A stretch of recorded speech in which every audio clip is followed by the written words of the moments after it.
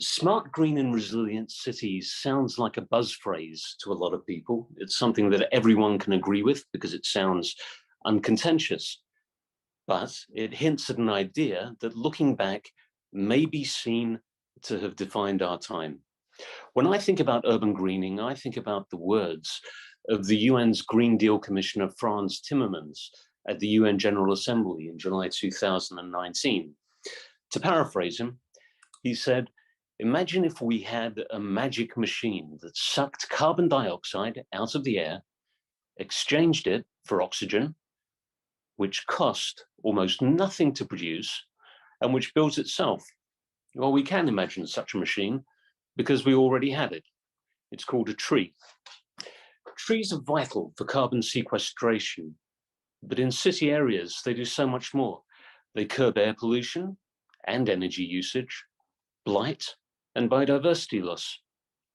They filter stormwater and cool hot city streets by offering shade and releasing water vapor. Research shows that people living close to trees and green spaces are less likely to be obese, inactive, or addicted to antidepressants, and they're more likely to be healthy and to live longer. Hospital patients with tree views were discharged 24 hours earlier than those with trees facing walls in one American study, and an extra 10 trees on a Toronto city block provided residents with health benefits equal to a $10,000 increase in annual income, or to being 7 years younger, another report found.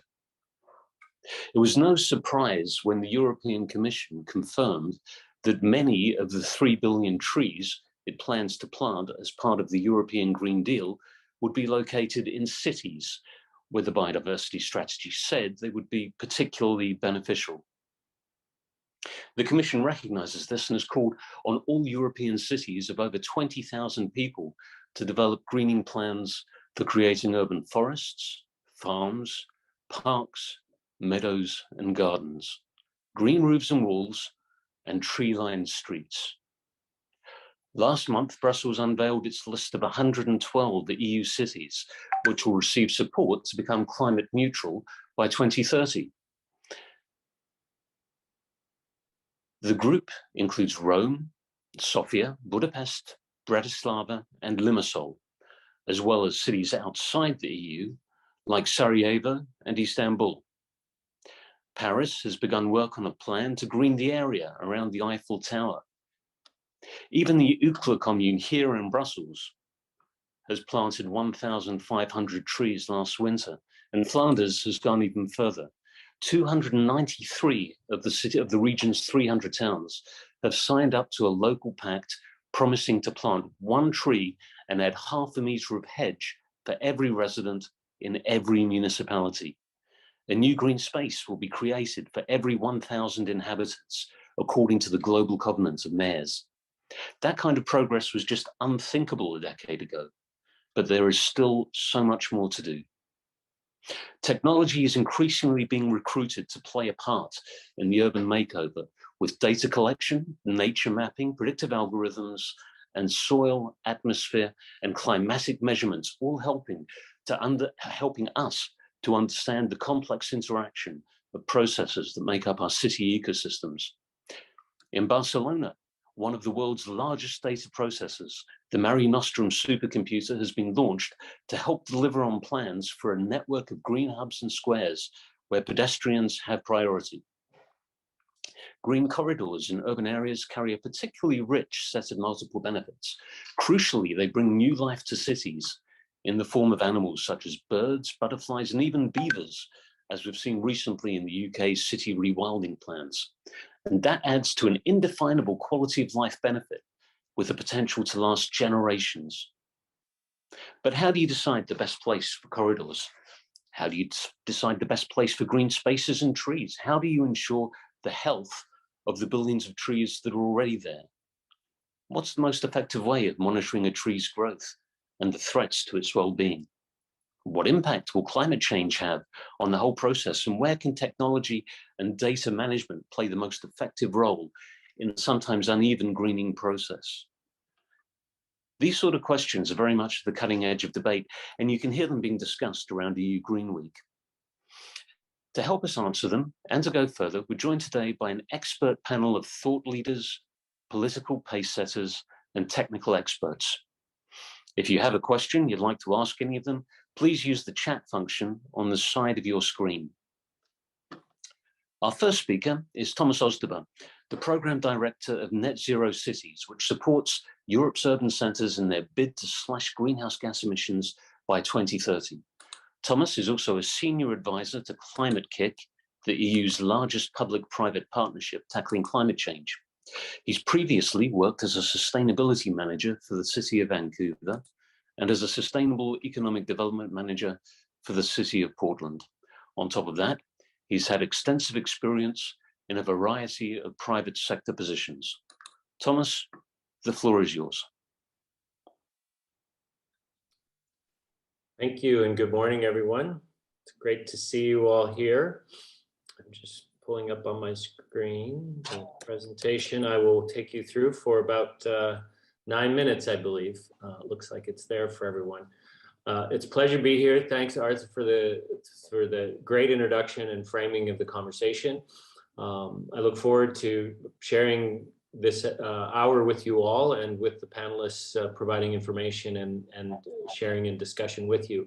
What I'd like to do to start us off is talk about the European Mission for Climate Neutral and Smart Cities, which was launched last fall in October, late September rather, seeking to support 100 cities to become climate neutral and smart by 2030. That's a very ambitious goal, grounded in the sort of mission innovation framing developed by the economist Mariana Mazzucato, for those who are familiar with her work.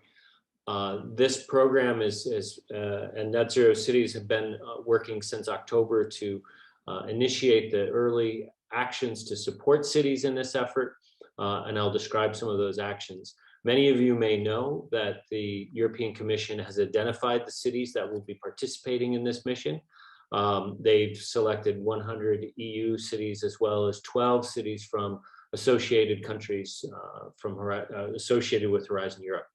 So we have a number of cities to work with and a lot of work to do to explore how cities can accelerate the work that they're doing. I think building on Arthur's comments around greening and bringing more of the natural environment back into our cities, this is one of the things we would hope we're able to help cities accelerate their work while they're also addressing their CO2 emissions more broadly.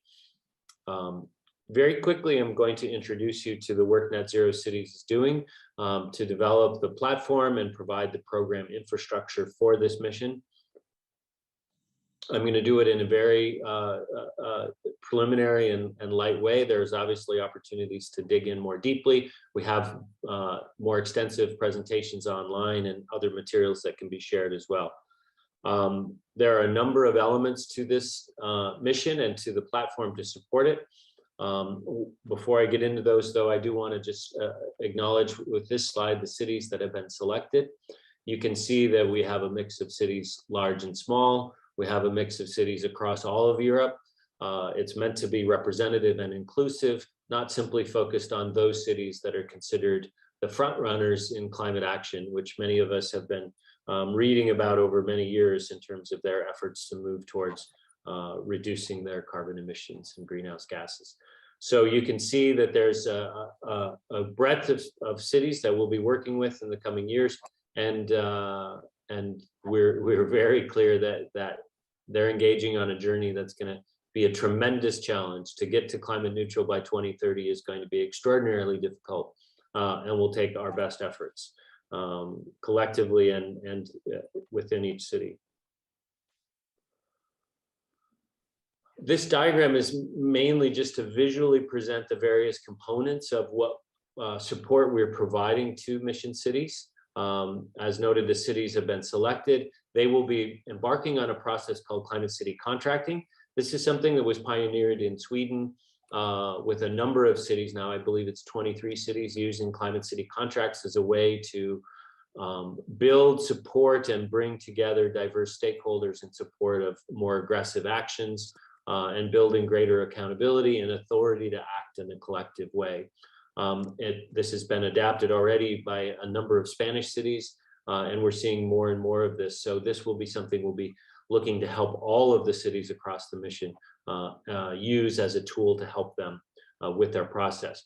There will also be a platform, which I'm going to talk about in just a minute, which provides a one-stop shop basically for cities looking for information, tools, experts, resources, solutions that they can use in their process.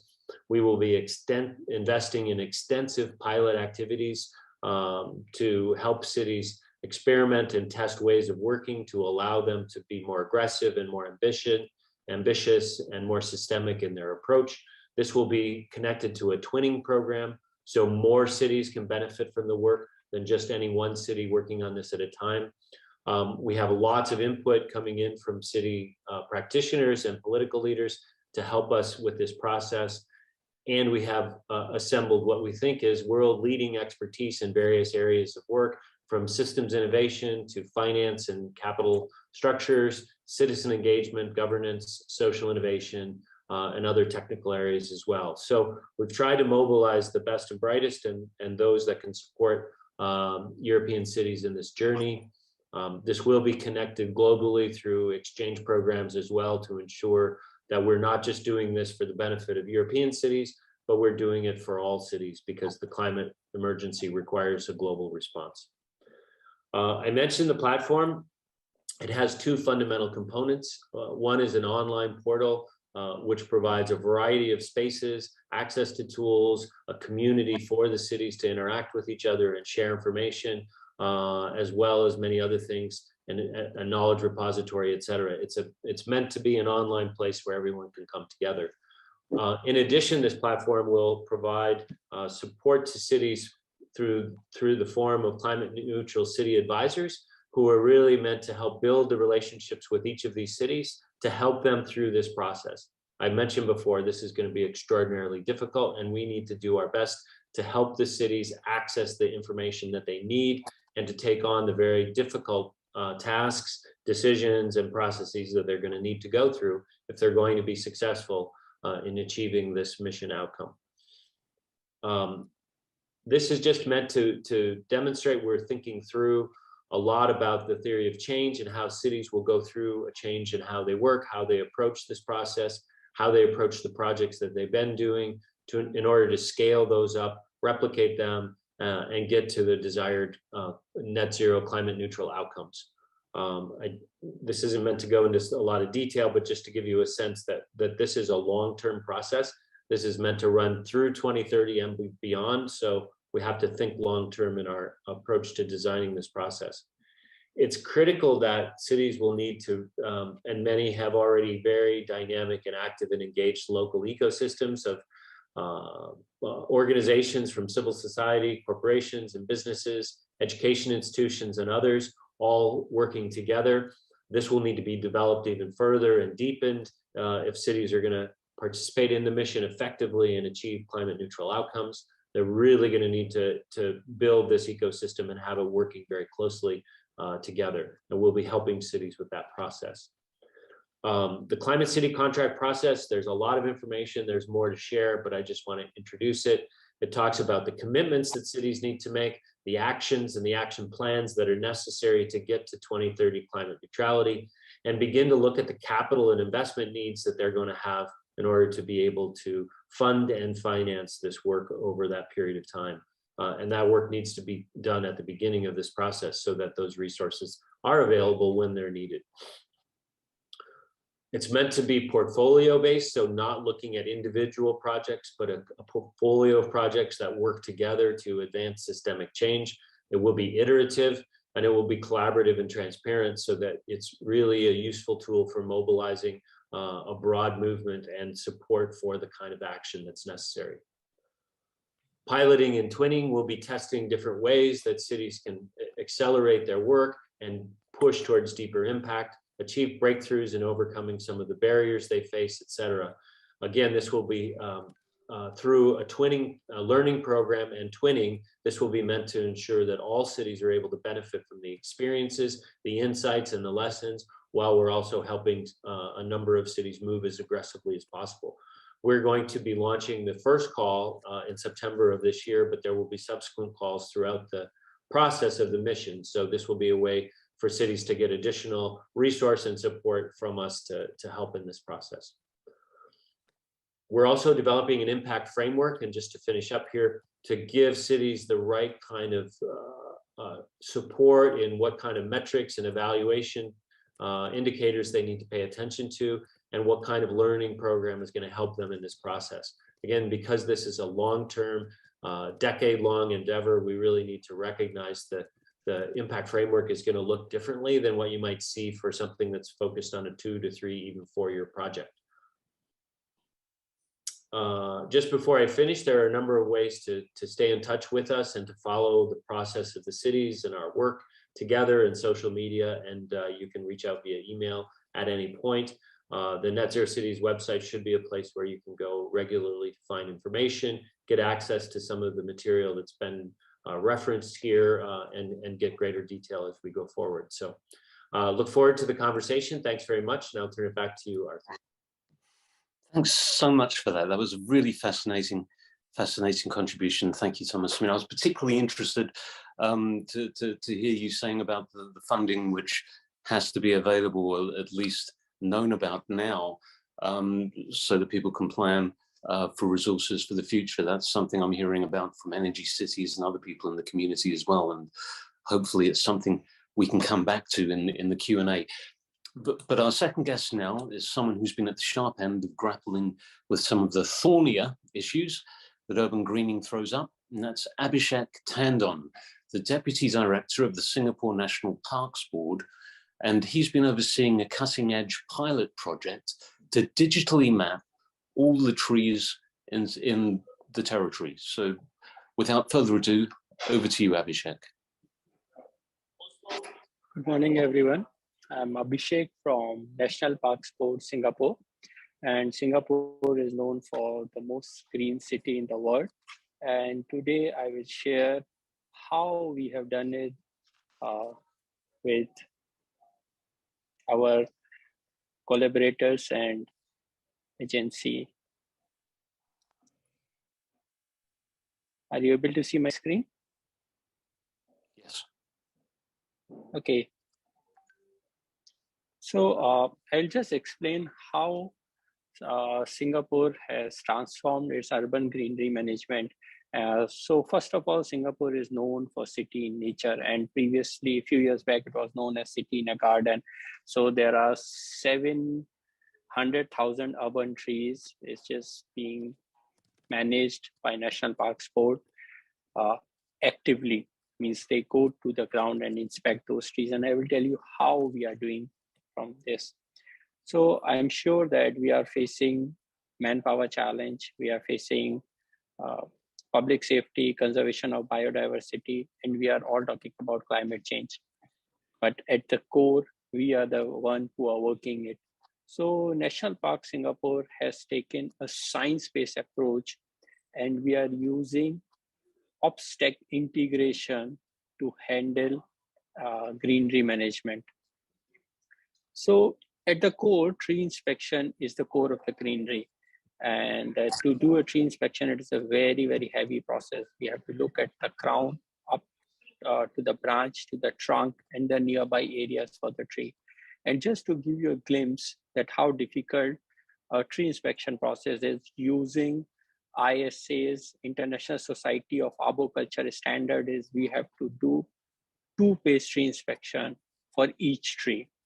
And first of all, we have converted this tree inspection form into a digital form. However, it is a lot of work for an officer to do onto the ground. And we are talking hundreds of thousands of trees, which are adding a lot. So in total, NParks manages 7 million trees. And there are various agencies who help in us. So if you look onto the right side of the picture, it is very difficult to manage the tree which are at the center divider or next to the road, because a car is moving and it might hit the tree inspectors. So we have changed this process. We have changed it using the myriad of technologies like mobile LiDAR, panoramic imagery, airborne LiDAR. The process is very, very simple. You can see we are mounting a camera on top of the car. It is a LiDAR camera. What does LiDAR means? It sends a light image, 1 million light images, 1 million light rays sent per second. And when it returns with some intensity. Intensity means if I hit on my hand versus I hit on my phone, this is different. Intensity, it is hitting on my finger.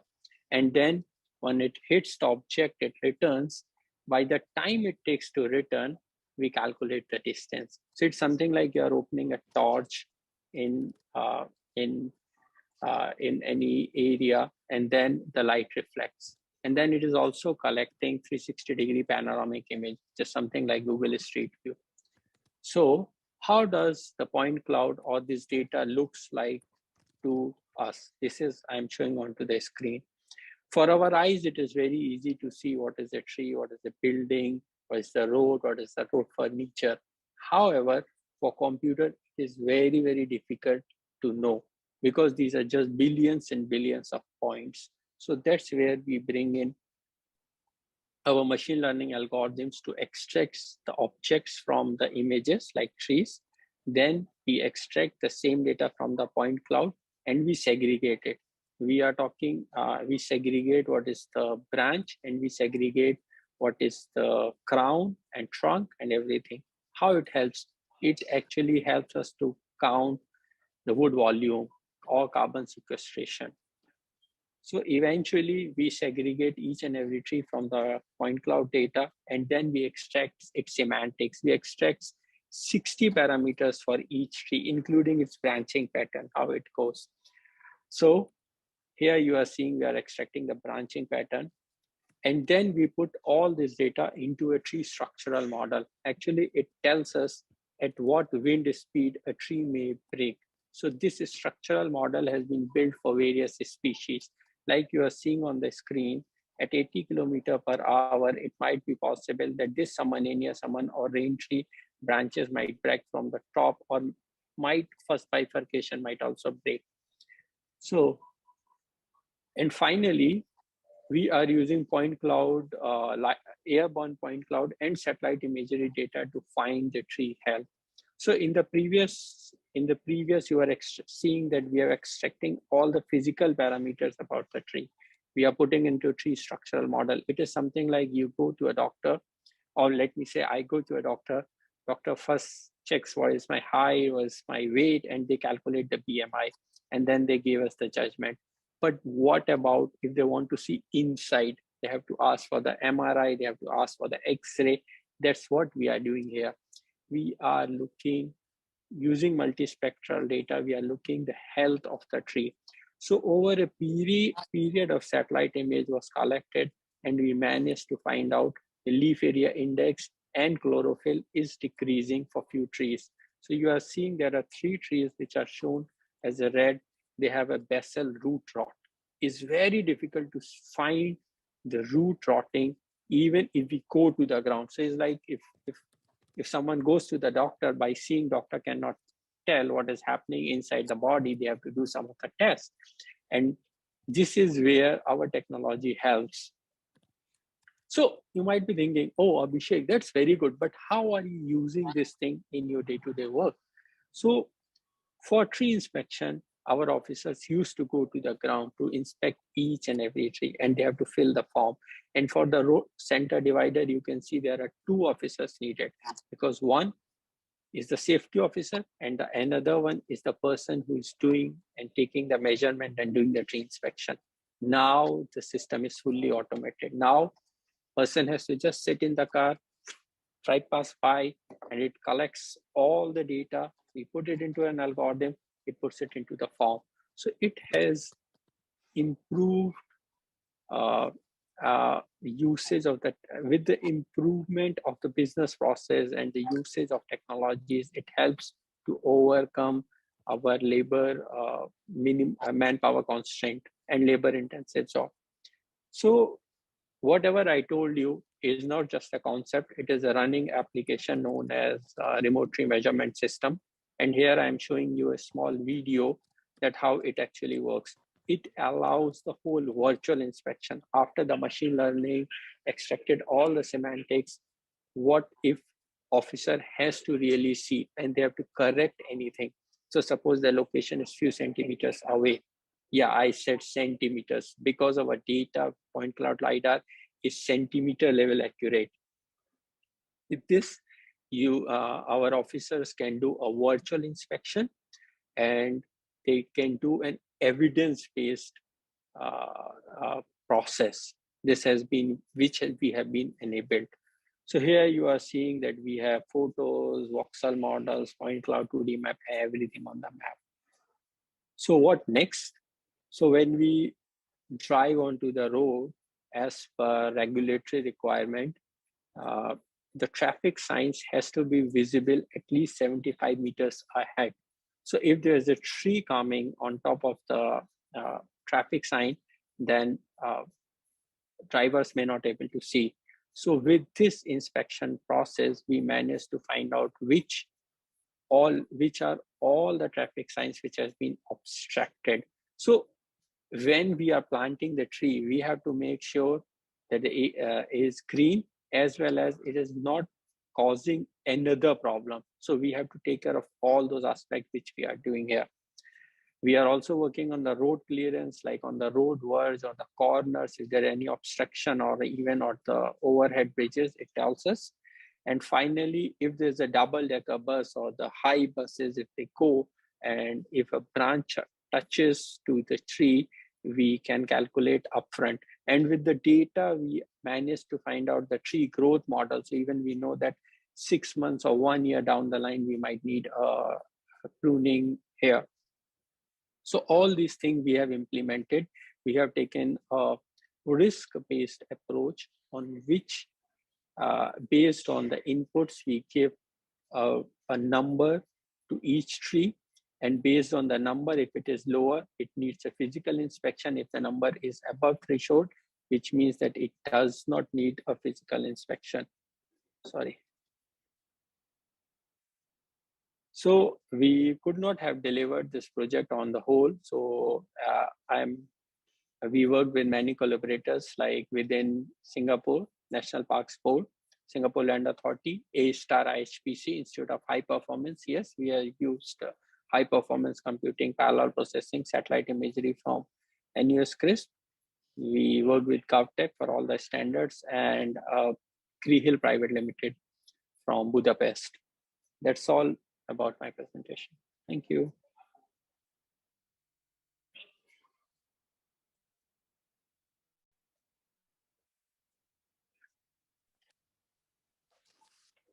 Over to you.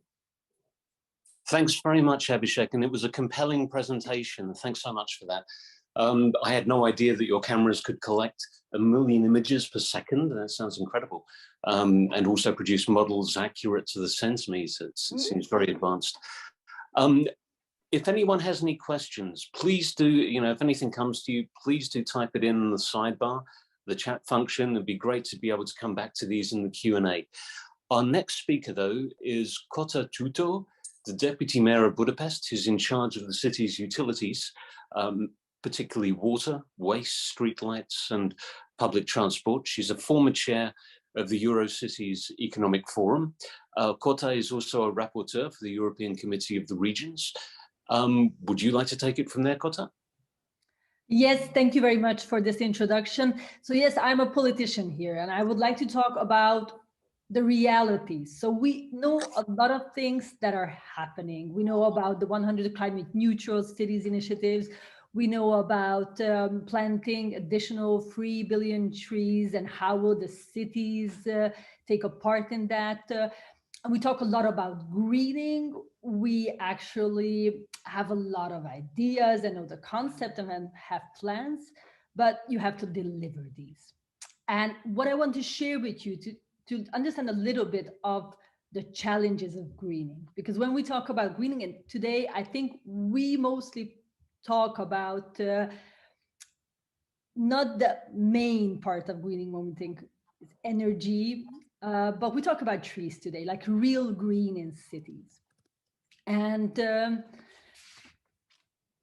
you would normally think that greening a city, this is what every citizen wants, because citizens love the concept of green. But what challenges it brings, that the concept of green is not always the reality of green. So, okay, what we have to do, we have to find some sort of balance in living in cities and also having greens and biodiversity in cities. Can you just move the slide? Yes, thank you. So what we did 2.5 years ago, the City Council of Budapest, we introduced a new green infrastructure strategy named after a very famous Hungarian scientist who was involved in trees. And this was quite a new concept of how we look at green in our city, how we look at all of our green spaces in cities. Because what we faced in Budapest, like many other European cities, is green means in cities lawn that is cut to very short and it all looks nice and cozy and there are no insects, no birds, nothing that disrupts this harmony.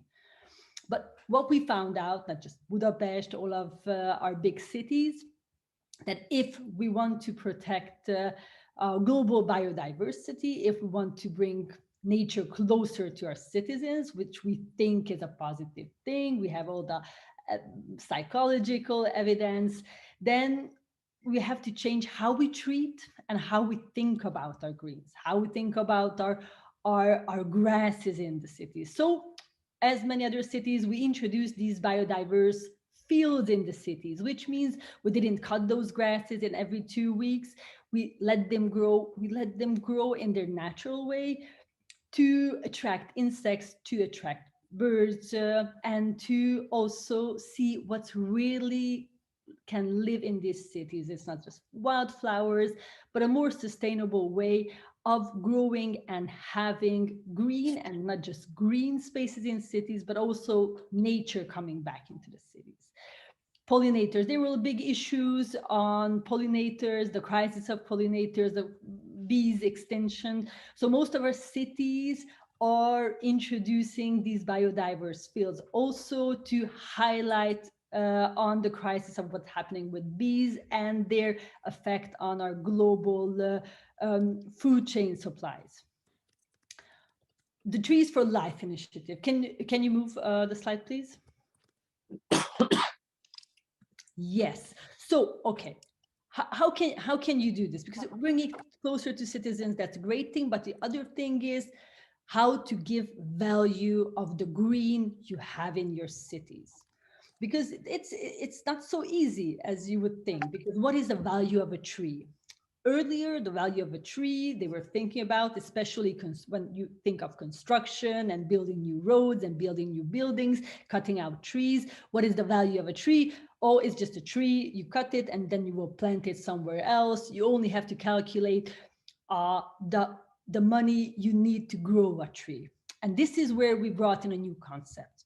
So what is the value of a tree in a city? It's not the same value as a tree in a forest, because we are not just thinking about how much CO2 it captures. We usually talk about that, how much CO2 a tree can capture. But the other part is, how much shade does it give, especially in those areas of the city where heat waves and urban heat islands are present?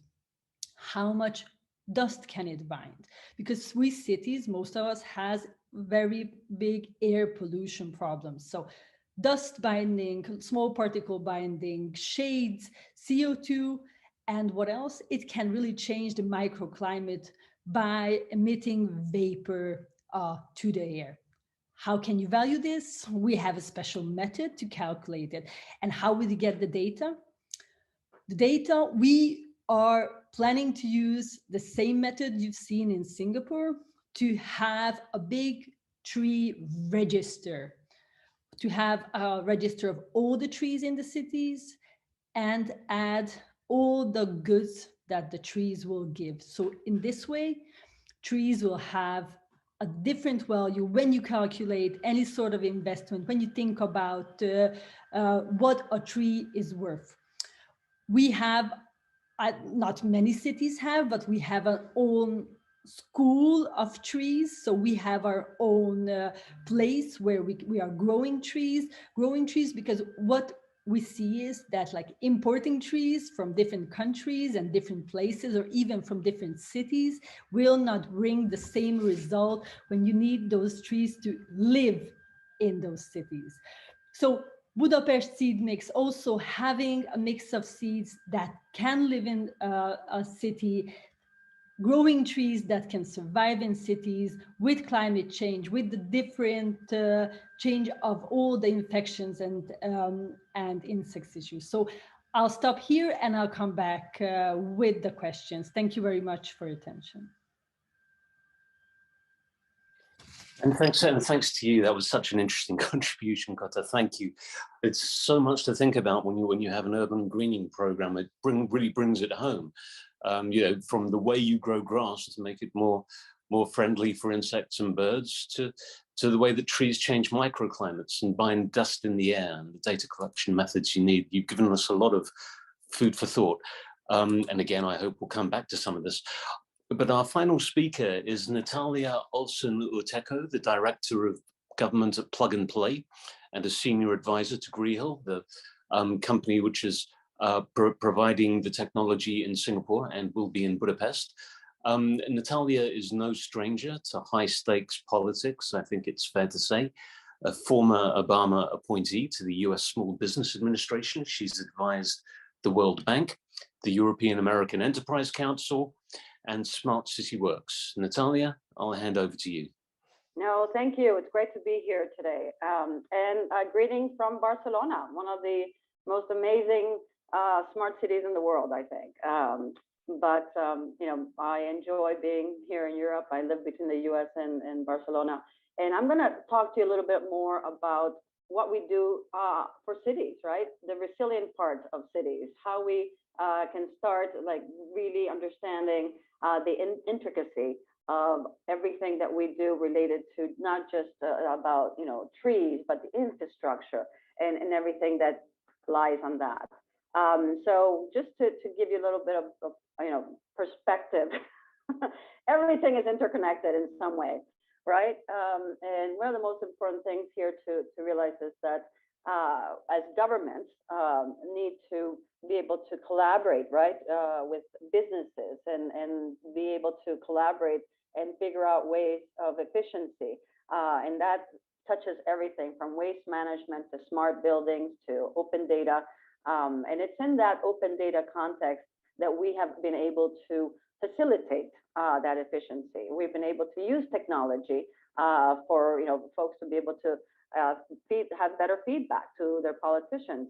They'd be able to, for politicians to understand what we do as citizens in our cities and regions.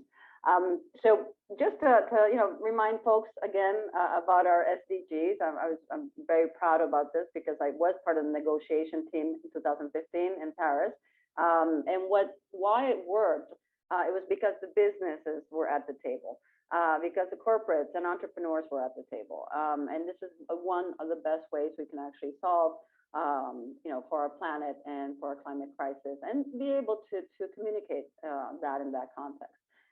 Technology, the fourth revolution, we've all seen it in the last 20 years. It's facilitated not only communication, but it's been able to figure for us, for especially when it comes to environmental justice, how do we help our communities improve, how do we help their health? And we saw that during the pandemic, right? How all these ideas have been able to be used for our citizenry to be able to be more healthier in many, many ways. I love talking about history, but just to give you a little bit of background on, you know, the first text message happened over 185 years ago between Buchanan and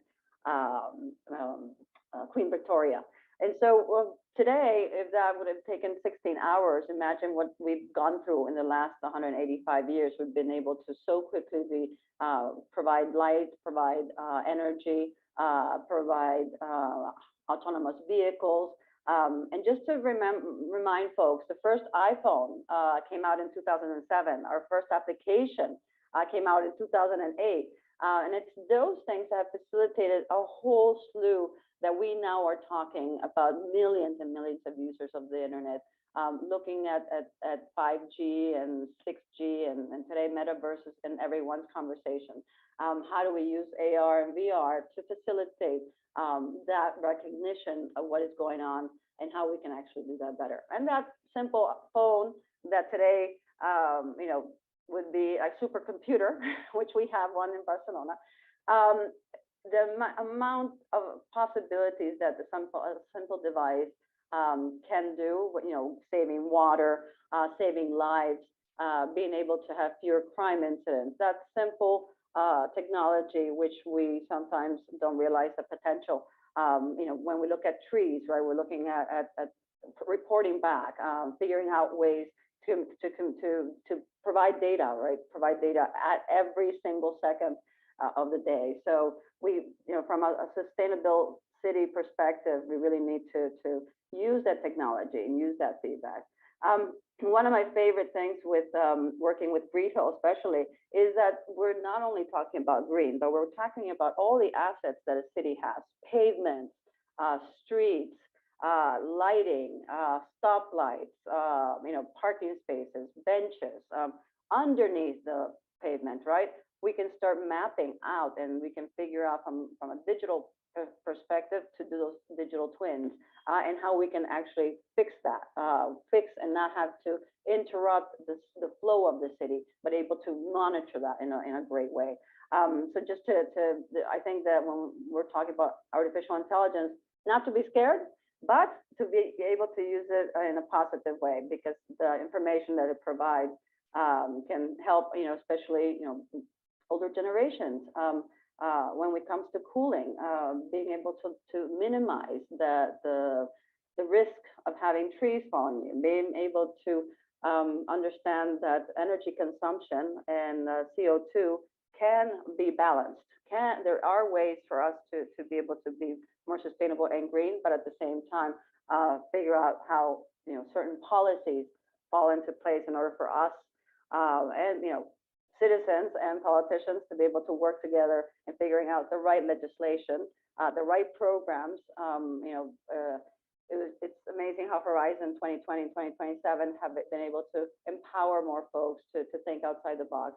And those are the type of, you know, ideas that we bring to the table and that we expect for our, you know, entrepreneurs, especially in Europe, to be able to help us with. Why is this important? Why is all that data important? Well, I predict, and you can quote me, most stock exchanges will be requiring very quickly for you to report on your ESGs. And the ESGs are an amazing amount of, you know, metrics that we can use. But at the same time, these corporates will have to start, you know, seeing where the product is coming from. Are they being more responsible? Are they, you know, thinking about creating different transfer development rights? Are they using the right labor? Are they looking at smart infrastructure?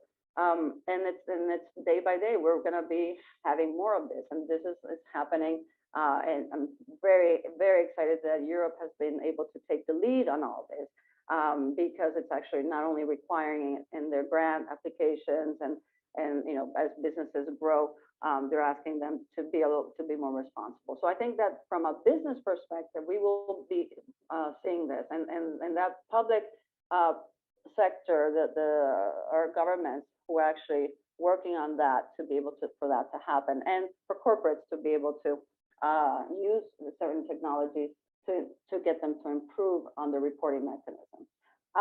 Very short, I'd like to invite you to Barcelona. I love Budapest as well. It's one of my hometowns. I lived there for 4 years. And I think that for the Smart City Expo, we will be very actively showcasing things that are happening all over Europe. But I love to tell you, especially when you come, the amazing projects that are being showcased and shown around the world, and looking for collaboration between cities, right? Sharing those best practices that Thomas talked about as well. And looking forward to a great conversation. And And I always, put it out there as individuals, as citizens, we all have the responsibility to make sure we continue with an equitable, inclusive, efficient, and attractive for all of us, right? So there's my information. If you need anything, please feel free to reach out. We're here to help. We're here to provide good guidance and to, start disrupting and start thinking outside the box and bringing new ideas to the floor. Okay, thanks a million for that, Natalia, and the message about joined up thinking between all the various actors involved in urban greening. Thanks to all our brilliant speakers for bringing the subject to life so vividly. I'll just remind you that you can ask questions in the chat function on the side of your screen, because we're going to open up the meeting to questions now. We've already had quite a few questions, and I'd like to begin by putting this question to Thomas Ozdeba. The question is, let me just find it. Oh, that's the wrong one, sorry. If you just hold on a moment. There we go. How does urban forest management fight climate change? Do you agree that it's one of the most important tools in keeping temperature lower and decreasing CO2 within cities? Can you share with us figures on the concern or on this concerning any of the big cities of Europe? And a second question, what are the main problem areas of urban tree management in the EU and globally? And what's your advice for municipalities? Great. Thanks, Arthur, and thanks for the questions. I'll speak to this briefly, and we can see if there's more to do there. Arthur, you can let us know. Clearly, the urban forest management and the as was referenced, the massive efforts by many cities to quite dramatically increase the tree cover within their cities, both in just basic tree planting, but as well as in more sort of biodiverse forestry reintroduction practices. Many people agree with this. I will say there is some data on how European cities are framing this, how they're evaluating this, and so on. We'll be happy to share. I don't have that at my fingertips, but I'm happy to share information that I have and look for other information as well. Clearly, it's a huge impact in terms of reducing urban heat island effects, particularly if we're doing so at the scale that's being discussed.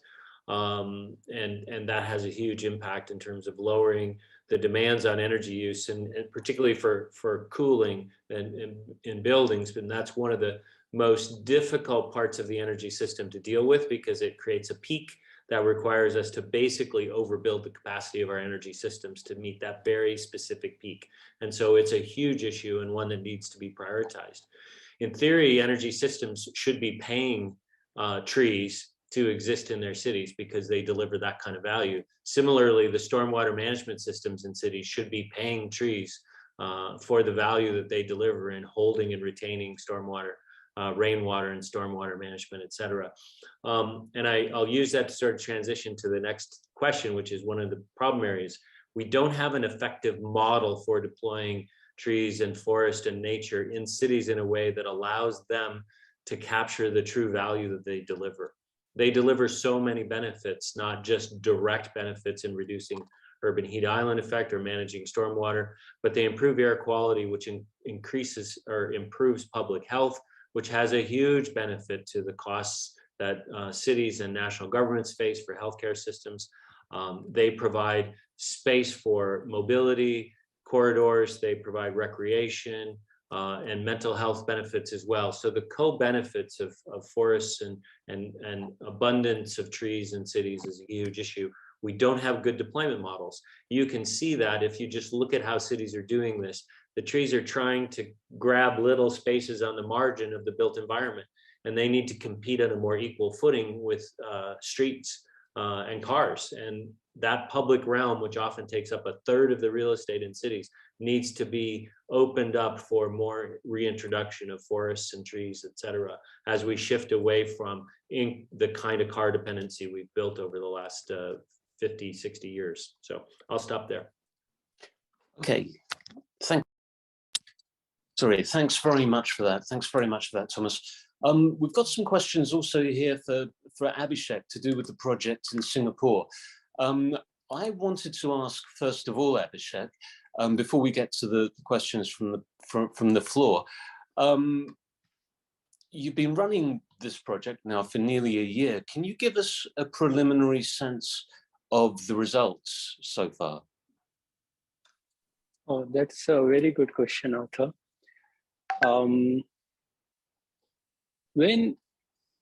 Because this is a business process change, it is how we are changing the tree inspection SOP.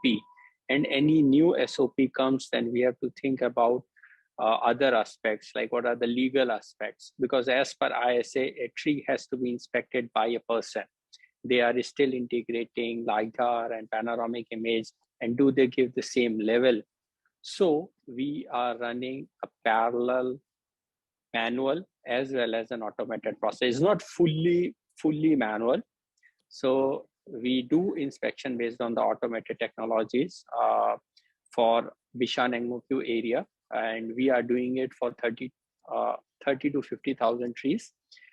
And we are putting all the assessments to the legal as well as the procurement and finance and all the aspects.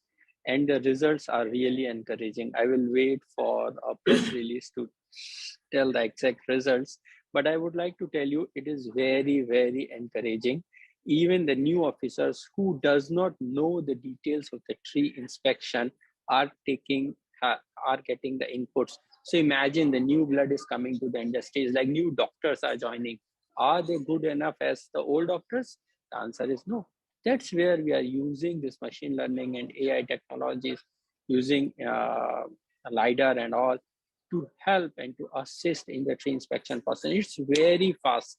Imagine a person can just do a few meters of inspection, and we are sitting in a car, drive past by, and it collects all the data. So in short, the results are very encouraging, and we are using it in Singapore. Do you use 5G technology? This was one of the questions from the floor. Oh, it doesn't use 5G. No. So, okay. Let me quickly, we just pass by, we come back, we download the data, and then we quickly upload to the cloud to process it. It's not sending the real time. We put in some real time, but LiDAR data is too heavy to send. And yes, we are doing tree inspection. We are not overloading by using 5G technologies. Okay, that's good to know. Kota, can I just come to you? You mentioned that you're planning to introduce the same system. When do you plan to begin? Well, we already did begin. So we're done with a pilot project. We have a data collection system. We need to understand that will it work? And it does. So I think we already did start, and I'm really hoping that we can go through with this project to understand what is in our cities exactly, how many trees, in what condition, what species, and what should we do to have this this tree catastrophe. Because what I tried to explain, and there was a question about it, about the value. So when I talk about values, yes, I talk about monetary value, about money, because what's happening in reality, that a lot of things are competing in cities. Building a new water pipeline, building a new tram line, building new apartments, they're all competing with trees. So when it comes to like the price of having a new route for a pipeline, a water pipeline, or getting back some land from a new investment of building new housing blocks. If we don't give a real price to the trees, and when I talk about the real price, that all the goods we've been talking about, it delivers about air pollution, about water retention, about the shade, about the CO2. So this is what we're working on. And it's not an easy thing to find benchmarks. So we have to calculate on our own. With CO2, it's easier. With heat waves, it's easier because we see alternatives. But this is what we want to do, that trees can compete also in money, not just in concept. Can I just ask, is there more EU policy action that would help? Is there something that the European Commission could do that would help? European Commission can always do a lot of things. It's like we always ask for direct available funding for cities, because cities have a lot of ambition, especially the 100 climate neutral cities that Budapest also in and applied for. That always boosts our programs and makes our ambition come real. Okay, that's interesting. Thanks very much, Kota. Natalia, can I bring you in here? There's a question I've been gagging to ask you, which is, did you ever talk to Barack Obama about this question, about the greening of urban spaces? And if so, what did Mr. Obama say? Well, he was very receptive, and that's why we created the first urban office at the White House. The White House had not had this type of office to really focus on what was going on from an urban perspective. Then the next thing that we did was getting 3 departments, huge departments: the Department of Transportation, the EPA, our Environmental Protection Agency, and our Housing Urban Development Office department. So all 3 of them had to align their funding, had to work on whatever funding was coming through, and had to figure out air quality, greening cities, especially urban areas that are in areas of disadvantage, right? Communities, where there was a lot of issues of just from no supermarkets, no bad sidewalks, no trees, no urban parks. So that was a very important part of the administration, as you know, and the whole idea of open gov, the idea of releasing data in order for companies to be able to use that data so citizens could understand that they actually had a voice if they wanted a tree in their backyard, or if they wanted trees on their sidewalk. I mean, there's a lot of things that when a government like Barack's came in using technology, right, but to better citizens in that sense. So yes, we did, we did a lot. And I think that's a great role model in certain ways of aligning funding for cities to really use that to improve our urban forestry is very important. Okay, thanks so much for that. Thanks to everyone. And I think that brings us to the end of this webinar. There were so many questions I wanted to ask, and I haven't been able to get through even a fraction of them, from the 1 million trees movement in Singapore to Viktor Orban's climate record.